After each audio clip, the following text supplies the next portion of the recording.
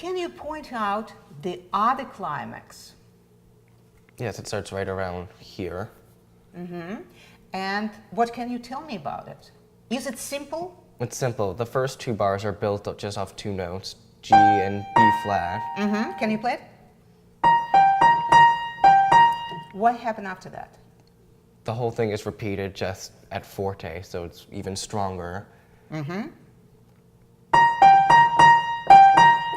And finally? And then there's a slight variation, just adding C sharp. Please do not skip it. What happened? And it's fortissimo, so it's How many bars very- you should play fortissimo? 4. And even, please look carefully, And at the even forte, so you go to fortissimo. Fortissimo. Can you? Let's try.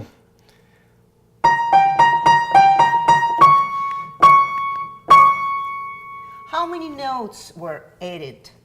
just one more this. note. And what can you tell me about this one more note, C sharp? It causes it to become a diminished chord, which adds a lot more tension.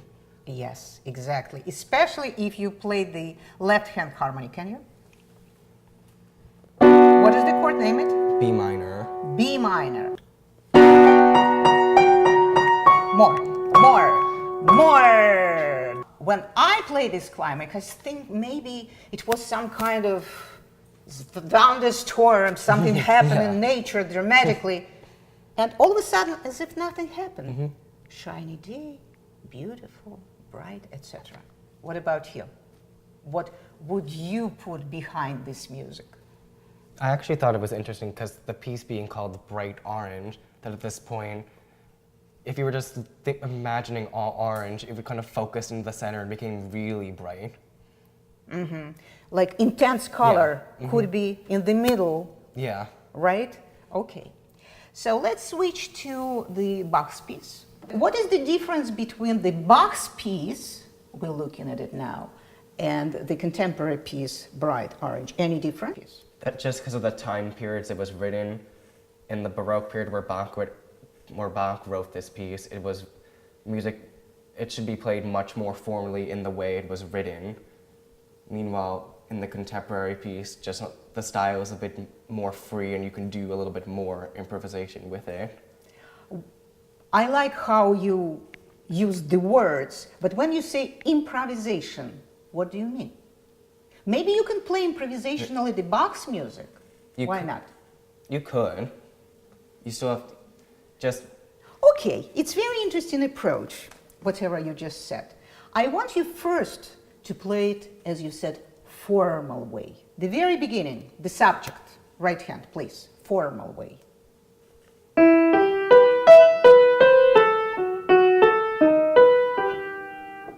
Okay, improvisational way.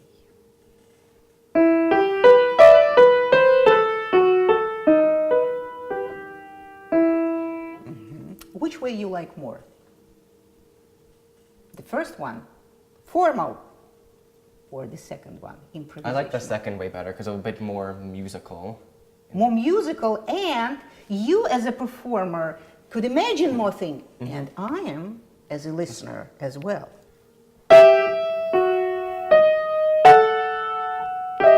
No, I want you to play correctly. It's important. Could be use different fingers, could be use the same, but do it legato. Okay? Again. 3, 1, 2, darling, legato and piano.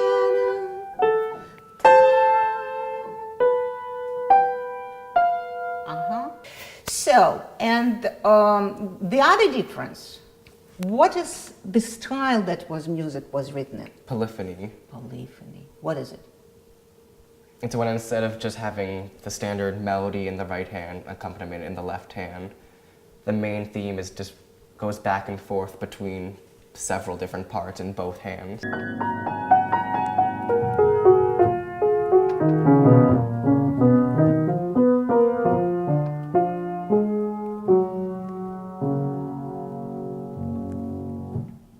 Many contrasts.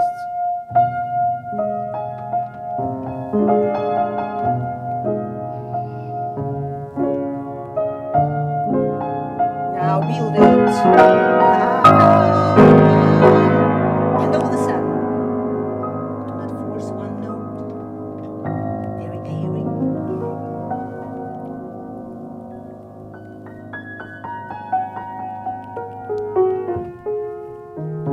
follow the pedal.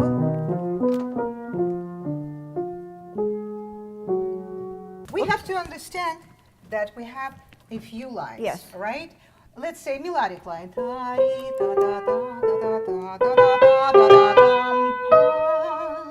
Right? Yeah. What we have here, it's like thickened melodic line, but it's not melodic anymore. No. It's harmonic, right? So if we play,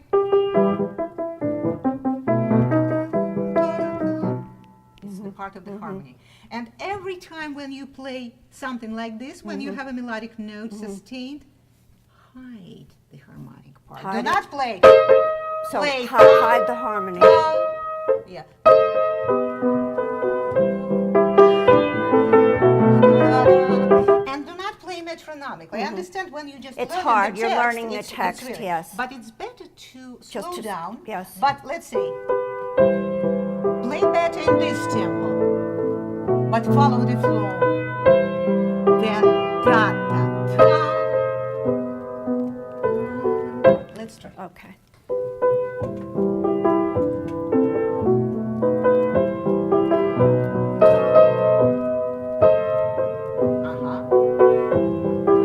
As if you sing it.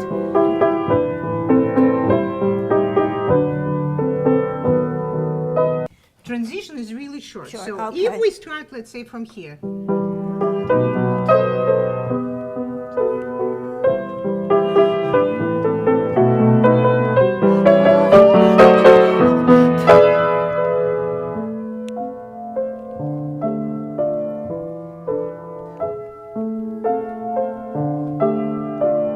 As if you think of something really, really dear for you. You know, I want you to visualize something. My visualization was that some pretty young woman is in a bus, and this is raining outside, and she doesn't know why, but this rain brings very Memories. dear memories. And I think it's a beautiful moment of the memories.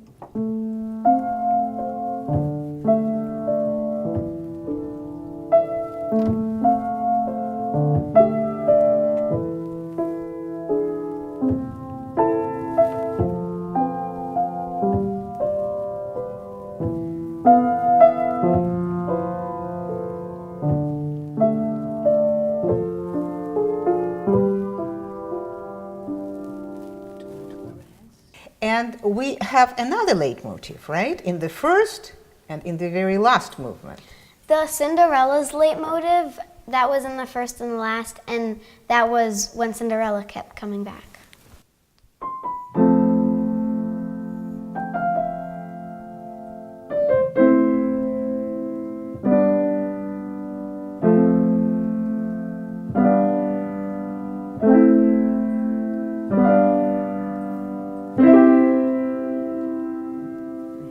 And the last movement.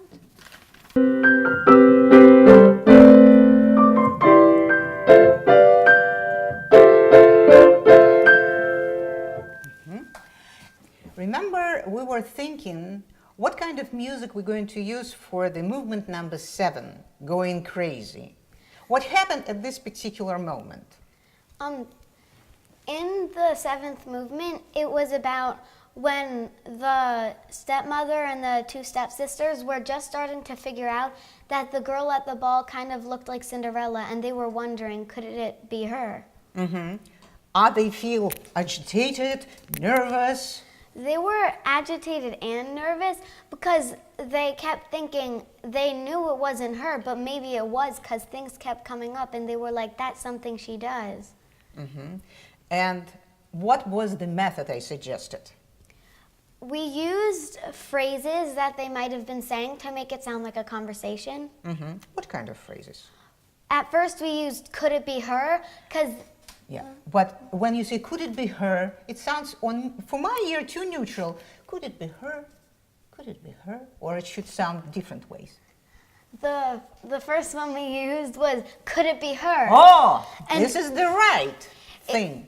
It was like, it was them talking, but they were so like annoyed, and it was so stressful for them that they were really upset. I want you to say it the correct way again. Could it be her? Yep. And play. Just this first phrase. Say it first. Could it be her? Could it be her? Very good. What about the second phrase? The second phrase was no, it can't be. Who said it? One of the sisters. And it was like this. Then we used where did she get all the clothes?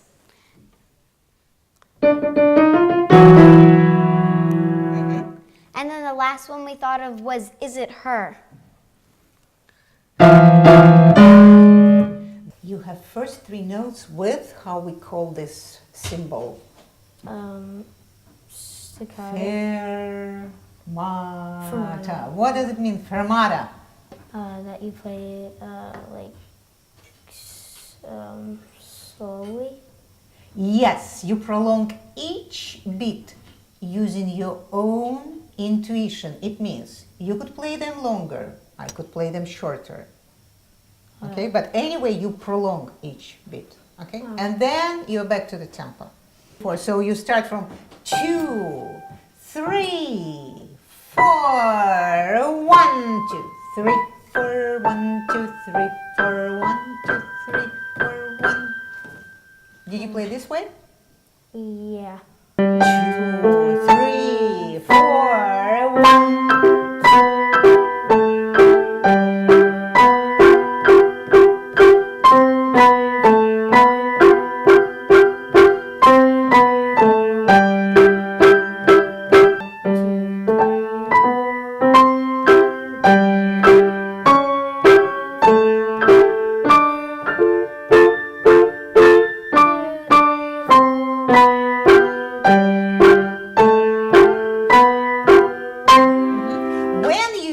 Stresses, what does it mean for you? You play harder on the keys. Oh yeah, so it's really powerful. Let me show you from here.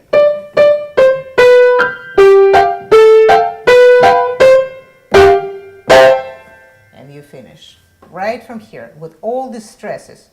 Look, your left hand doesn't have one note without the stress. Can you play left? Down, rest, down. With good stresses. Do you have any common notes in between these two? Yeah, the G. The G. Okay, let's do it. Just right hand. Could it be powerful? Or even more powerful? Exactly. So you play C, palm. With the G you play double stop and again double stop. Do it slowly. Very good, very powerful. Yes.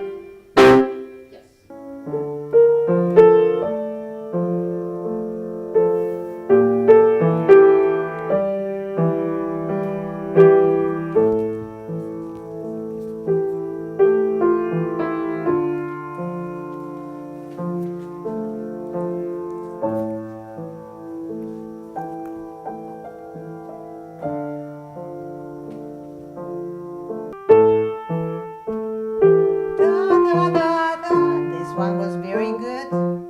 Use the left pedal, please. Plus to the right one.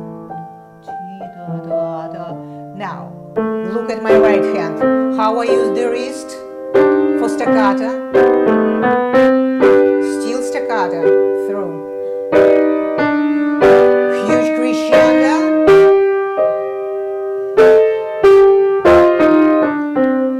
Diminuendo only here. And then you continue. Let's try. And new wave.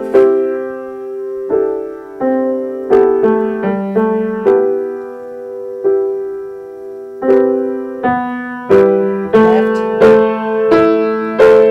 Staccato right hand. Pam, pam, pam, connect. Very airy left hand, very light. But all keys should be heard, whatever you play.